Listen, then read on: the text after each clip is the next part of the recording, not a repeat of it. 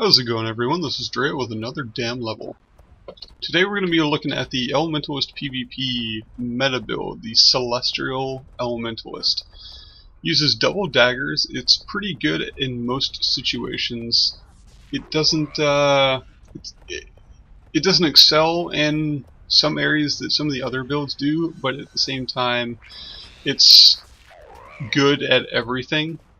It has a couple weaknesses that we'll go over, but it's pretty decent. This isn't the build I normally run for PvP, but I've been saying that I'd cover it and kind of show you guys how it works, and so you guys can run with it and have fun.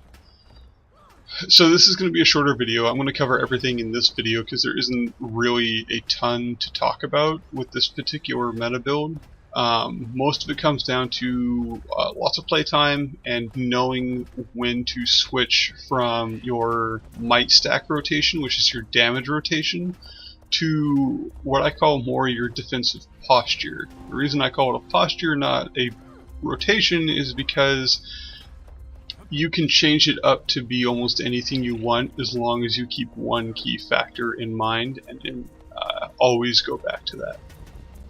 So that's why it's more of a defensive posture than a defensive rotation. The damage, however, is definitely a rotation, because there's a very specific set of things that need to happen for you to effectively stack your might up. So this is double daggers and cantrips is essentially what this is. The weak skill we use is the elemental. It's good for one-on-ones, however not quite as useful for groups, like group fights. I tend to carry things for one-on-ones because I end up in a lot of those in my PvP games. I'm off to the side, capturing points while the big fights are going on a lot. Whereas you can take some of the other skills. Tornado is not recommended for this particular build. I've used Tornado a couple times in PvP, and it works pretty well for pushing people out of points, but at the same time you're also extremely vulnerable. So Fiery Greatsword is actually the recommended elite skill for this particular build if you aren't gonna take the elemental, the greater elemental. Fiery Greatsword also gives you a lot more mobility. So those are kind of some options in how you want to build out the right side of your bar if you're looking for more options. So this build is more about being aware of the situation that you're going into and being aware of what the situation is turning into. So like if you're not being focused down by the other team, you're not taking a whole lot of damage. Obviously you need to make the call like, okay, I need to dish out a bunch of damage, but I still need to support. So this first rotation will kind of help you deal with how to maintain decent support while still dealing a fair amount of damage. Before that, however, I'm going to go over some of the gear. Now, I don't normally run this particular build, but the gear involved, as the name of the build might suggest, is the Celestial gear. Now, that gear gives plus 43 to 46 to every stat, as opposed to most of the other armors, which will give you like 3 stats.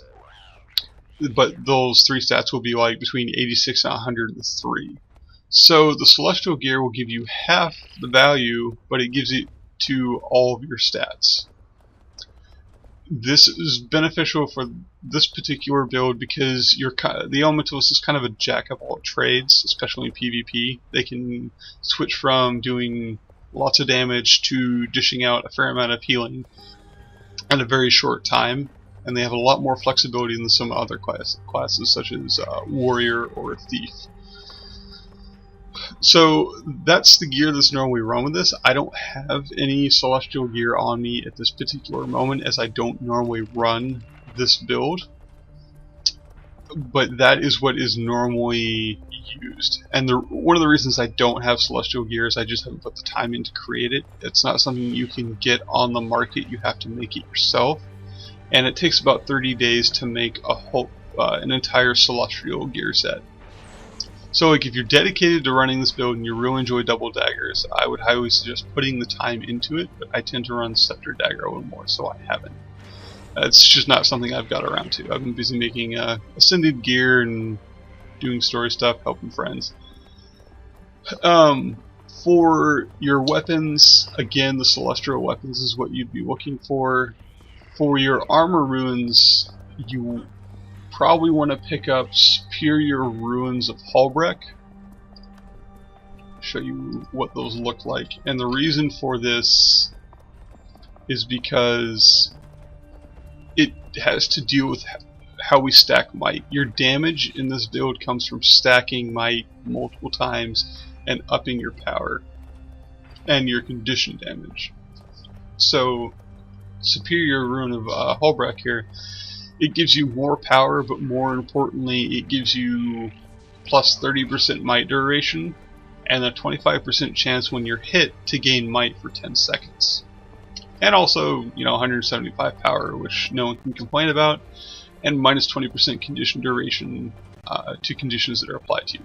So that is the suggested rune for the Celestial Elementalist build.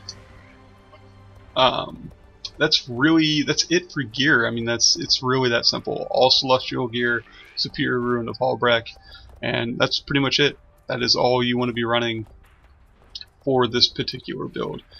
You should end up with somewhere around, I believe it's 19,000 health with this particular build. I have 21,185, but that's because I don't have Celestial gear on. I have something that gives me a little more health than the Celestial gear would. So, with that being covered, the gear, we can move on to some of the rotation, how this build works.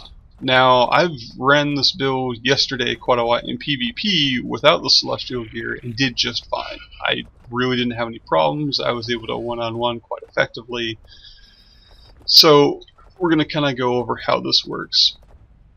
Now, this being a build primarily about knowing what you're getting into and what the situation is turning into, there's a couple of different options. You can start your damaging rotation in air, or you can start it in fire.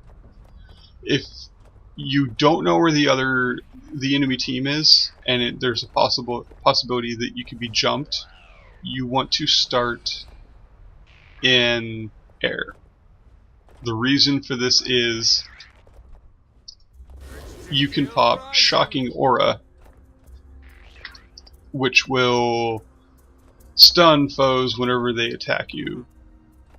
And this prevents a lot of the first opening, especially of like a warrior or even another celestial elementalist. It'll prevent that opener from being finished, and you can get your damage out before they can really dish it out to you. So if you're roaming, you want to be in air. And you can pop Shocking Aura, and then if there's 3 or 4 of them grouped up, you can updraft real quick, and then you can switch to fire and then start the full rotation from fire. So we're going to start it from fire, that note being said.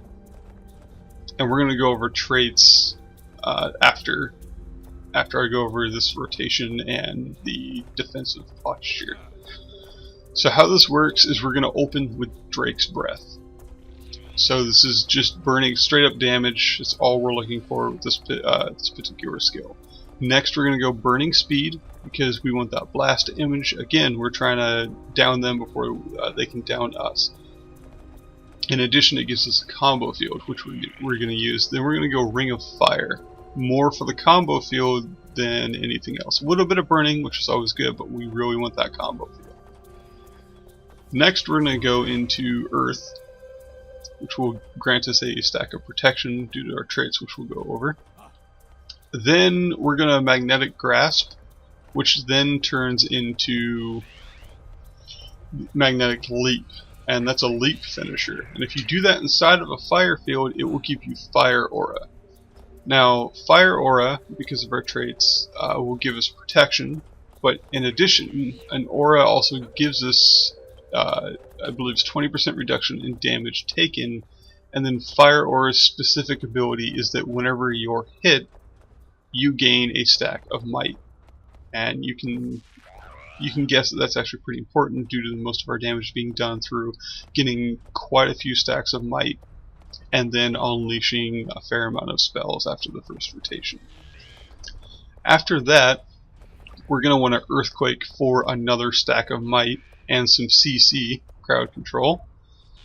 Then you can throw a Ring of Earth in there for a little bit of cripple and some bleeding, which is okay.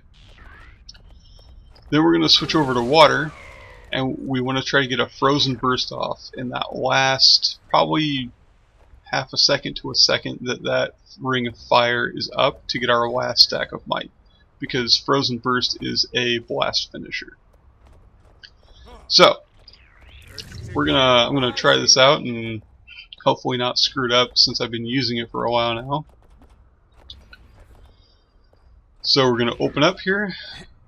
Here's a Drake's Breath, get some AoE on there, we're going to Burning Speed, we're going to Ring of Fire, we're going to Earth, we're going to Earthquake, we're going to Magnetic Leap, we're going to Water, and we're going to Frozen Blast. Just like that. So you can get quite the amount of stacks off that rotation, because as soon as we hit this, our fire was up again, which means we can rotate back to fire, get another stack, and we can do it again. Now you'll notice that Earthquake is not up, so what I tend to do is do a Churning Earth and cancel out of it, and then do a dodge roll. And we'll go over why we want to do that when we go into traits. So that's your damage rotation. It's really that simple. Let me show you again real quick. So there's the opener, combo field, Earth, Earthquake, Magnetic Leap. So you can maintain quite a lot of might with that rotation, especially if you're doing it a couple times, because you'll gain around 6 to 7 stacks of might with each rotation, and you're going to be gaining might when they hit you with Fire Aura. So you can maintain between 17 and 20 stacks after 2 rotations of that pretty easily. Now, this won't go perfect in PvP, obviously there's interrupts, there's things going on, but it's still the most amount of damage you can do while still being effective. And because you're swapping into water, you're going to be healing, and you can always throw out a cleansing wave if you feel everyone around you needs that support, or everyone's kind of really crippled and everyone needs that condition removed. And that's it. That's your damage rotation right there. That's all it is. These combo fields are your best friend in this. So there you go. That's it. That's your damage rotation. Now, that's if you're not being focused. Like if you're not being focused down by the other team, and you're kind of free to roam and deal as much damage as you really want. However, as an Elementalist, I find I get focused quite a lot because you can cause a lot of havoc on the battlefield if you're left unchecked, which is definitely a problem for the other team. So they want to get rid of you really as much as possible, or as quick as possible. So when you are being kind of hammered on, you're being focused, and you're just trying to stay alive and help your teammates out so they can kill the people that are hammering on you, there becomes you need to be able to rotate into water, obviously, because if someone opens up on you, takes you down to 10k 13k health, your immediate response is like, hey, I need to be in water. So you're roaming, you're in air, and someone opens up on you and takes you down to half health. Well, your immediate response is, I need to swap into water. Great, you're in water, you pop your aura, you throw out your healing breath, and then you're gonna rotate to fire. Now you're gonna deal some damage, right? You're gonna rotate to earth and get some lockdown going, some CC, Now normally by the time you've done this though, your air attunement will just now be coming up. So I can show you this the full rotation here as soon as my cooldowns go down. And this is something I see a lot of elementals do, and the issue is they tend to lose out on a lot of healing and a lot of potential when they do this. So they'll switch to water and they'll throw down their aura, their healing, their breath, and they'll come to fire and they'll burning speed, get away, dragon's breath, and you're gonna go to earth, you know, get your CC in. And if you started in air, then air will just now be coming off cooldown. But the biggest problem with that is so will everything else. Everything else will still be on cooldown, which means if you switch to air, you're then going to cast 1 or 2 spells in air, and then you're going to switch to water. Now, at that time, you're going to have 4 to 5 seconds before you can switch to any other attunement, which means you're stuck in water for about 5 seconds. And it takes, you know, maybe 2 seconds to cast everything you have in water and set it all on cooldown. So you can lose out on a lot of healing when you go to air and then you go to water.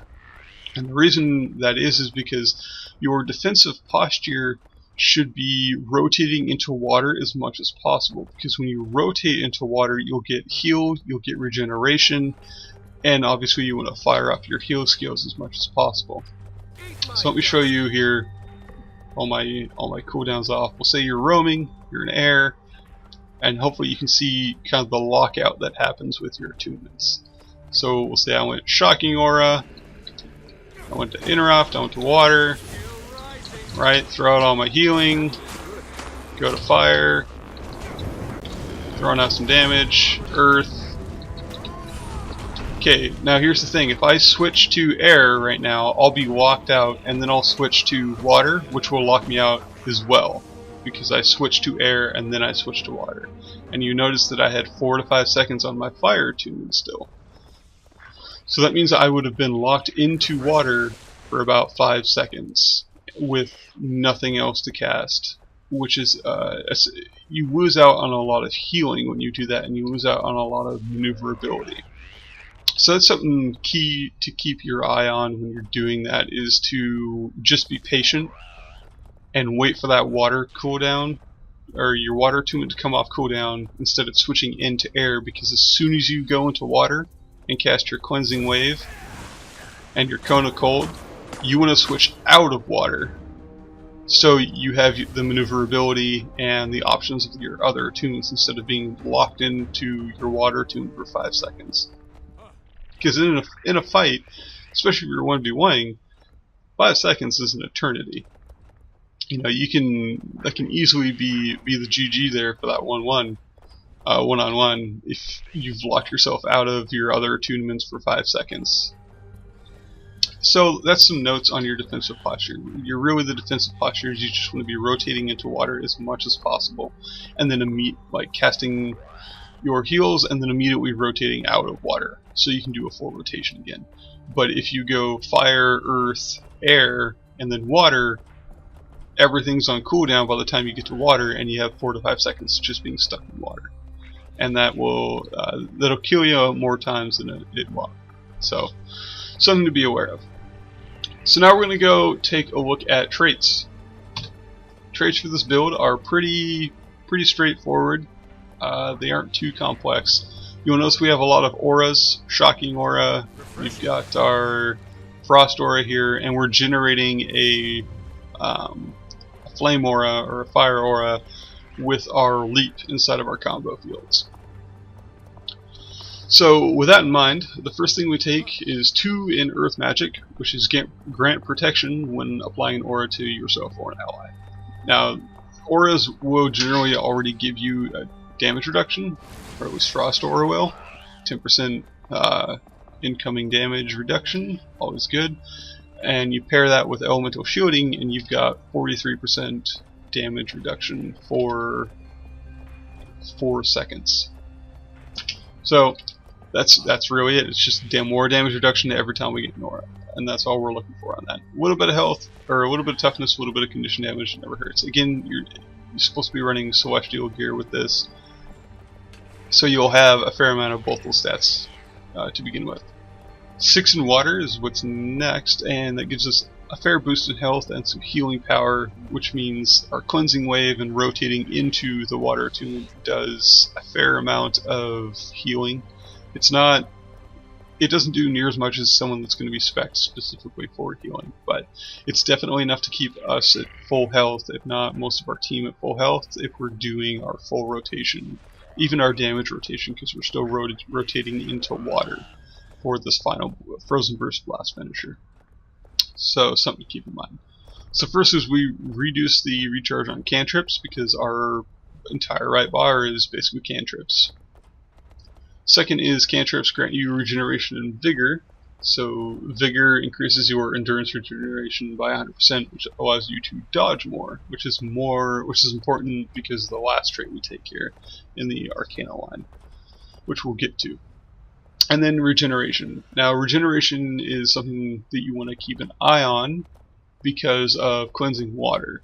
Every time you apply regeneration to yourself or to an ally, then it removes a condition.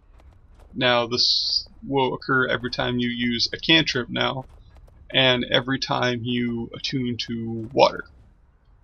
So it helps you negate a lot of the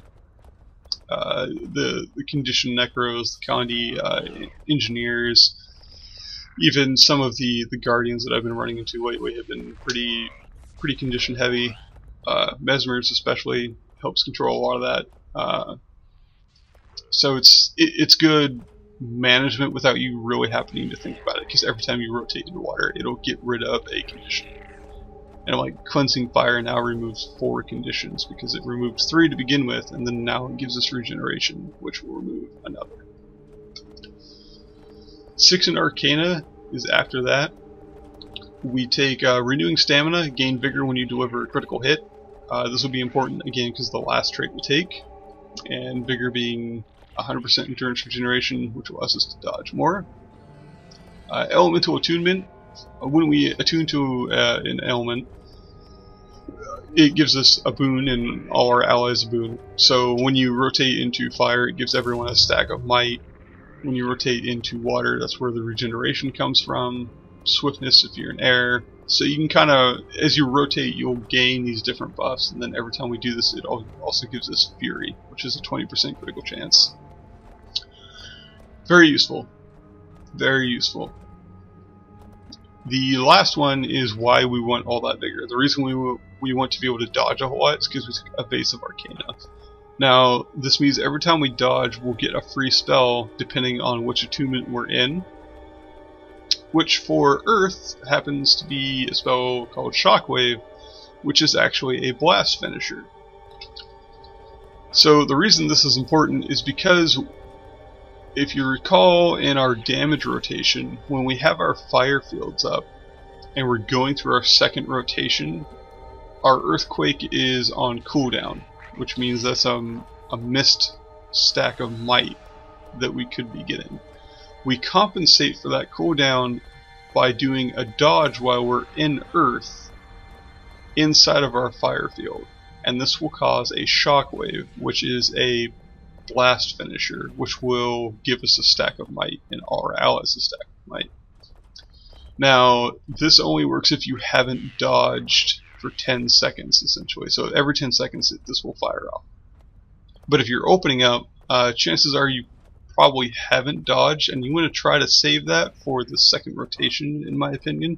Now that again in PvP this won't always go to plan. You know, things get hairy, you need to dodge out of the way. It's completely understandable. But if you can save that for the second rotation to get that other stack of might to keep that duration up, then the more damage you'll be doing. This is a little easier, again, if you're in your damage rotation then you aren't the one being focused and you aren't taking tons of damage. So it should be a little easier. So there you go, that is the Celestial Elemental build. Again, it comes more down to your ability to know what's going on around you and to know when to go into more of a defensive posture, which is you know, rotating it in and out of water as quickly as possible, and keeping an eye on not locking yourself into water for 5 seconds, because at that point you're not doing any healing, you're not really doing any damage, you're just there at that point, like for 5 seconds, which is extremely detrimental to both you and your team. At that point, the best thing you can do is dodge roll to heal everyone, and really you should be doing more than that. So that can be very detrimental. And in a one-on-one, again, that'll probably get you killed being locked into water for 5 seconds. So there you go. That is the Celestial Elementalist, which is one of the PvP meta builds right now. It's pretty straightforward, not a whole lot to it. It comes down to knowing what to use when. Some more notes is you should consider your fire and your air attunements. Those should be your two, what I call roaming attunements. So, like we went over roaming and not knowing where the enemy is, you should probably be in air for that shocking aura and that updraft if you get grouped up on. But these two are the fire and the water or fire and your air, you're neutral. Now air is more defensive than fire is, but fire still has some decent ways to handle a couple situations. Like you can get out of the way pretty quickly using burning speed. It gives you a fair amount of distance, you know, to get out of an AoE or, you know, out of an attack. Whereas air definitely has mobility on its side with things like Ride the Lightning.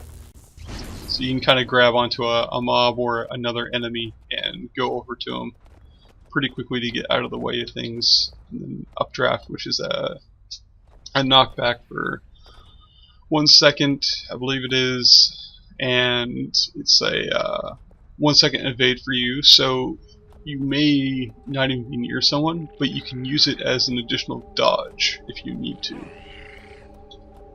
Whereas if you're gonna end up locked into any attunement, I would suggest fire or air, because it's gonna allow you to deal the most damage or be as big of a pain in the ass as you can if you are gonna get locked into an attunement. Now, really, you want to keep an eye on things to where you don't get locked in an attunement at all, but we all make mistakes, especially when, you know, heat of battle, you're in a PvP match, things are going to hell, you accidentally attune to air, and then you attune to earth, and you just came out of fire, and now you're in water, you're stuck there. It happens to everyone.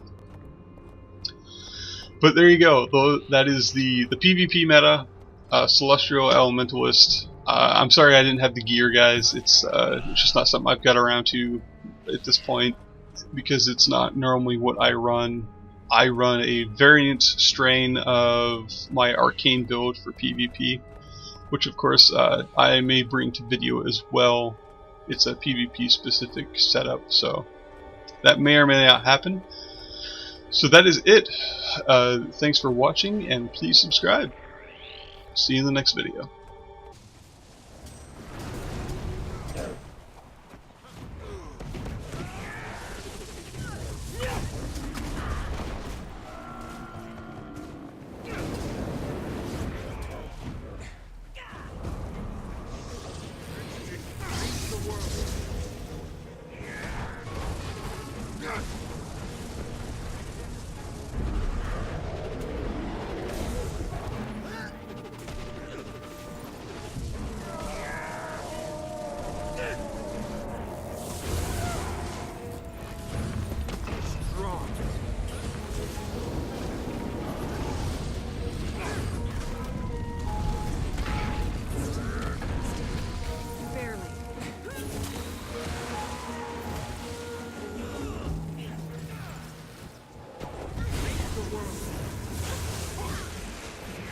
keep's been lost.